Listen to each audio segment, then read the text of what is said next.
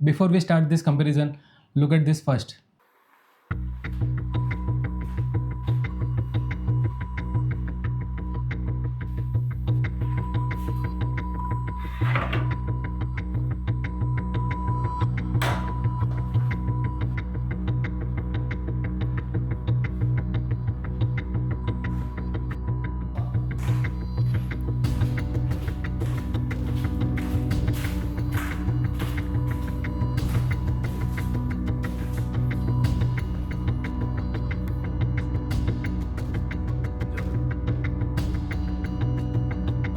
कौन base camera कौन सा है? सोनी FX3 और निकॉन ZR।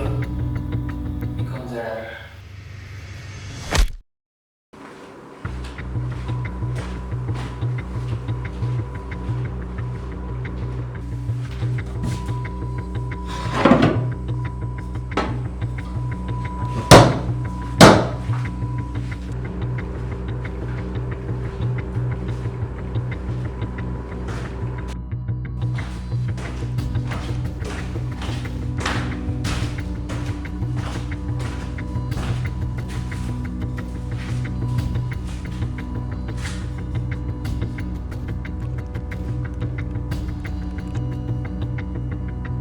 कौन बेस कैमरा कौन सा है? सोनी FX3 और Nikon ZR।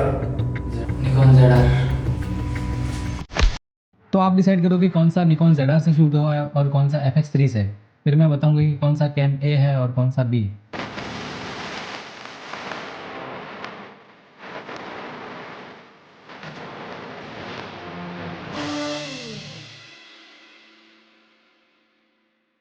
Hello everyone, I am Hardik Parmar back with another video. और इस वीडियो में हम कंपेयर करेंगे निकॉन ZR को FX3 से। और फाइनली मैं बता देता हूँ कि कौन सा कैम A था और कौन सा कैम B।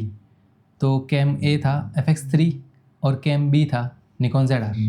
1-2 महीने पहले मैंने एक रील डाली थी जिसमें मैंने निकॉन ZR को दिखाया था और मैंने बोला था कि FX3 से मैं कंपेयर करूँगा। और आज फाइनली हम वो कंपैरिजन करने वाले हैं, FX3 वर्सेस निकॉन ZR। पर FX3 से क्यों?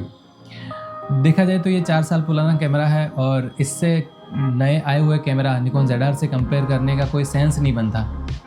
बट सच बताऊँ तो FX3 मेरा फेवरेट कैमरा है। मैं 2 साल से यूज़ कर रहा हूँ और ये परफेक्ट है मेरे लिए, जस्ट परफेक्ट फॉर मी। और इस रेंज में FX3 से कोई बेटर कैमरा नहीं है, ऐसा मेरा मानना है। बट अगर निकॉन ZR आने से क्या FX3 का एक कॉम्पिटिटर आ गया है? बस वही जानने की कोशिश करेंगे इस वीडियो में।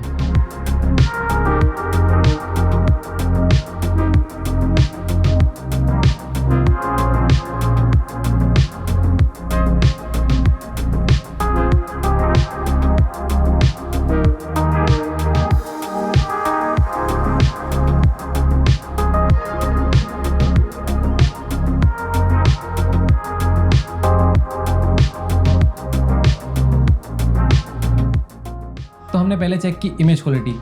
बट पहले ये जान लो कि ZR की प्राइस जो है इंडियन मार्केट में वो है 1,75,000 और FX3 की प्राइस है 3,40,000 के around, almost double then Nikon ZR। तो हम कुछ टेस्ट करने वाले हैं निकॉन ZR और FX3 की, जिसमें है image quality, auto focus, low light capability, highlight and shadow recovery, lens option, mounting point, body, screen size. और हम स्टार्ट करते हैं दी मोस्ट इम्पोर्टेंट वन, जो हम सब के लिए ज़रूरी है और हम सब के लिए फर्स्ट प्रायोरिटी है, इमेज क्वालिटी। तो हमने जो बेस्ट सेटिंग है इन दो कैमरा की वो यूज़ की। हमने FX3 में यूज़ किया 4K H.264 और निकॉन ZR में यूज़ किया रेड रॉ। हाँ, निकॉन ZR में रेड रॉ है तो हमने रेड रॉ यूज़ किया। और हमने जब 1 by 1 प्ले किया क्लिप को तो हमें फुटेज थोड़ी सिमिलर सी लगी।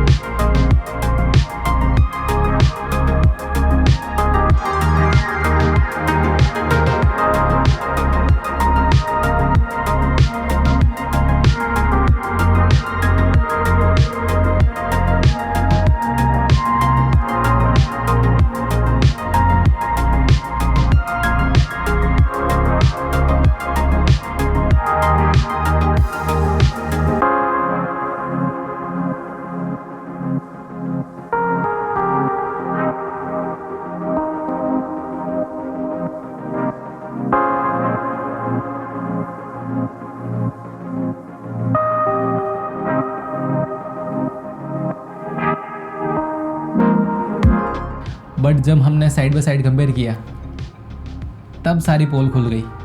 इट्स हार्ड टू से, बट निकॉन ZR की जो फुटेज है वो FX3 से मुझे बेटर लगी।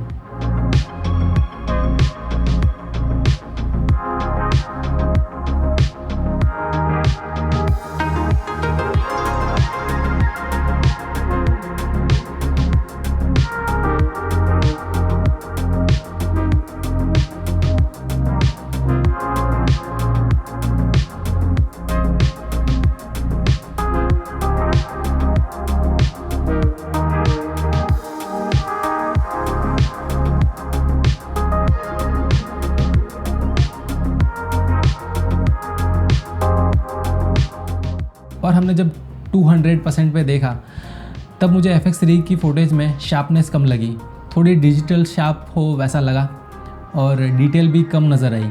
और दूसरी ओर निकॉन ZR की फुटेज में रियल एक्चुअल शार्पनेस नज़र आई और डिटेल भी निकॉन ZR की ज़्यादा थी। और मुझे थोड़ी डायनेमिक रेंज भी निकॉन ZR की थोड़ी ज़्यादा लगी।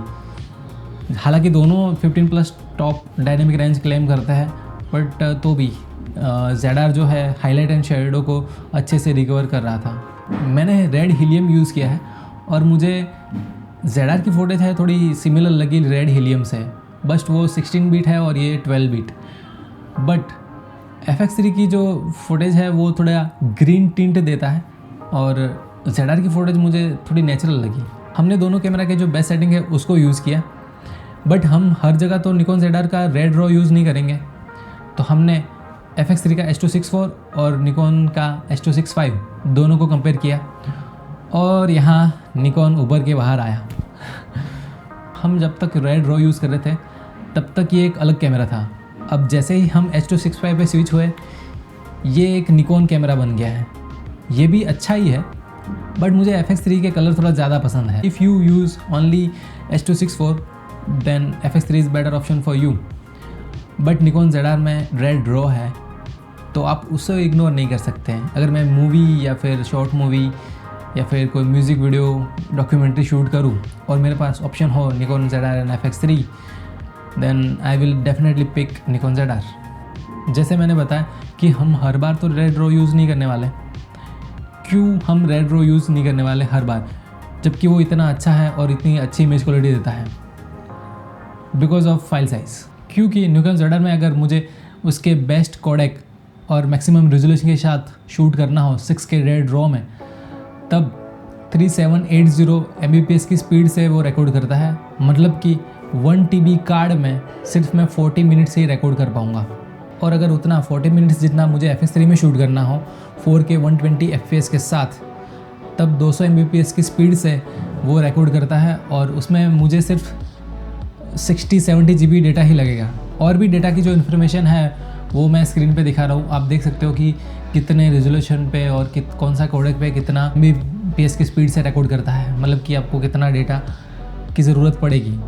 बट ये चीज़ पक्की है कि आपको ZR के साथ शूट करना हो रेड रॉ में तो आपको एक्स्ट्रा हार्ड ड्राइव वगैरह की ज़रूरत तो पड़ेगी ही, वो दिमाग में लेके ही चलना है। और FX3 एक और चीज़ के लिए भी जाना जाता है, उसके ऑटो फोकस के लिए। जब FX3 नया आया था तब ऑटो फोकस का किंग बोला करते थे FX3 को। तो चलिए वो भी चेक कर लेते हैं। जब हमने ऑटो फोकस टेस्ट किया देन आई वाज शॉक। दोनों का ऑटो फोकस एकदम एक्यूरेट काम कर रहा था।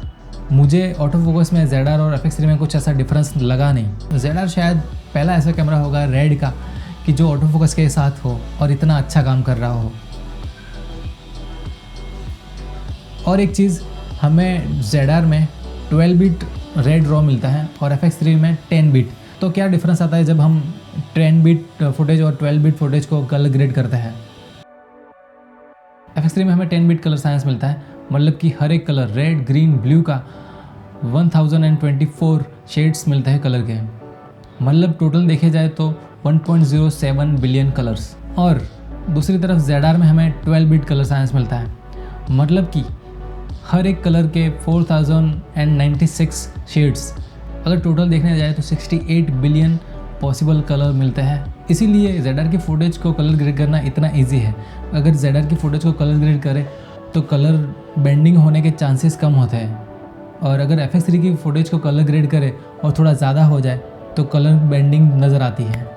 मैं जब भी FX3 में शूट करता हूँ मुझे एक्सटर्नल मॉनिटर की कमी खलती है, क्योंकि FX3 की 2.3 इंच की जो डिस्प्ले है मुझे छोटी लगती है।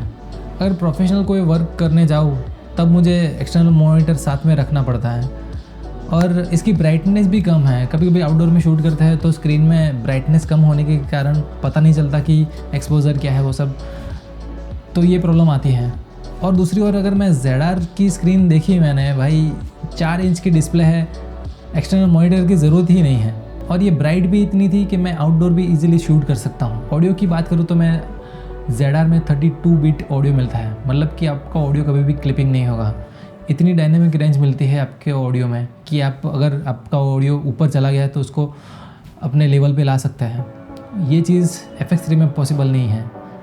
FX3 में अगर XLR पोर्ट लगाना हो तो आपको एक्सटर्नल हैंडल की ज़रूरत पड़ती है, और तो भी आपको 24 बीट ही ऑडियो मिलता है। FX3 में हमें साइड और टॉप में माउंटिंग पॉइंट्स नज़र आता है, जो कि हमें ZR में नज़र नहीं आते हैं। बट मुझे नहीं लगता कि ZR में एक्सटर्नल मॉनिटर वगैरह लगाने की ज़रूरत हो। पर एक और चीज़ है कि FX3 में हमें ये माउंटिंग पॉइंट्स की वजह से FX3 में हम टॉप हैंडल लगा सकते हैं, वैसा कोई ऑप्शन ZR में नहीं है। अगर ZR में हमें टॉप हैंडल लगाना हो फॉर हैंड हेल्ड शूटिंग तो हमें एक केस की ज़रूरत पड़ेगी। FX3 में हमें 2 कार्ड स्लॉट देखने को मिल जाता है, एक CF एक्सप्रेस टाइप A और SD कार्ड, और दोनों में भी आप CF लगा सकते हो या फिर टाइप A लगा सकते हो। बट ZR में हमें एक CF express type B card मिलता है और एक में माइक्रो SD। मुझे 2 कार्ड स्लॉट की ज़रूरत पड़ती है, बट ये आपकी चॉइस पे डिपेंड करता है कि आपको एक कार्ड से सेटिस्फेक्शन है या फिर 2 कार्ड चाहिए आपको। लो लाइट सुनते ही हमें पता है कि FX3 इसमें बेस्ट होगा, क्योंकि FX3 उसी चीज़ के लिए जाना जाता था और इसीलिए कुछ हॉलीवुड मूवी में भी यूज़ हुआ है, क्योंकि FX3 में बेस ISO 12800 मिलता है और ZR में 6400 बुरा तो नहीं है, क्योंकि उसमें भी आपकी फुटेज तो अच्छी ही लगेगी, but definitely FX3 low light में बेस्ट है।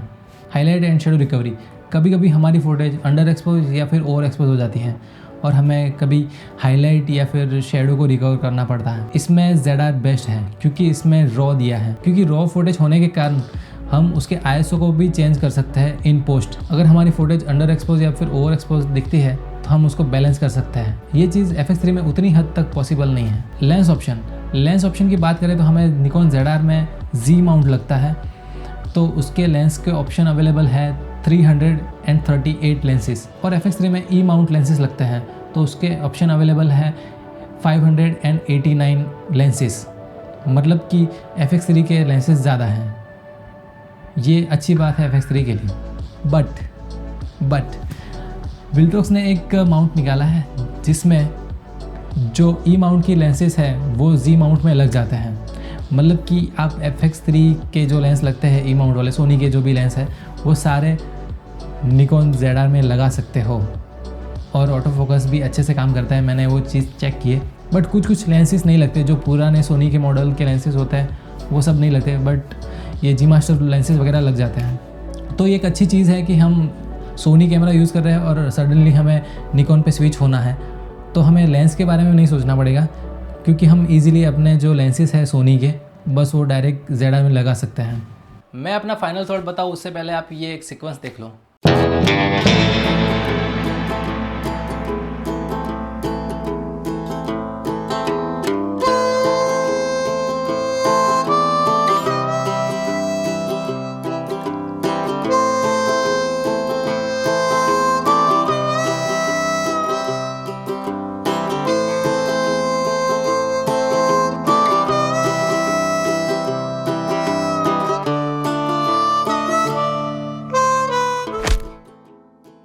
तो पता चला कौन सा ZR से शूट हुआ और कौन सा FX3 से। नहीं ना, बस उतना ही फ़र्क पड़ता है लोगों को। मेरा मानो तो ZR बेस्ट चॉइस है इस प्राइस पॉइंट में, क्योंकि इतनी प्राइस में रेड रॉ मिलना एक बड़ी बात है, और FX3 की प्राइस में तो 2 ZR आ जाएंगे या फिर एक कैमरा और आप उसके लेंसेज वगैरह ले सकते हो। बट अगर आप FX3 यूज़र है तो आपको अभी कैमरा के चेंज करने की ज़रूरत नहीं है, क्योंकि क्या पता है FX3 का नया मॉडल FX3 Mark II आ जाए या फिर निकॉन ZR का भी कोई नया वर्जन आ जाए। तो अपनी तरफ से मैंने जो भी पॉइंट्स थे वो सारे बता दिए हैं। अब आपकी चॉइस है, आप पे डिपेंड करता है, आपके वर्क पे डिपेंड करता है कि आपके वर्क के अकॉर्डिंग कौन सा कैमरा आपके लिए बेस्ट है। Hope you learned something from this video. Hit the like button, subscribe to my channel, and I will see you in the next video.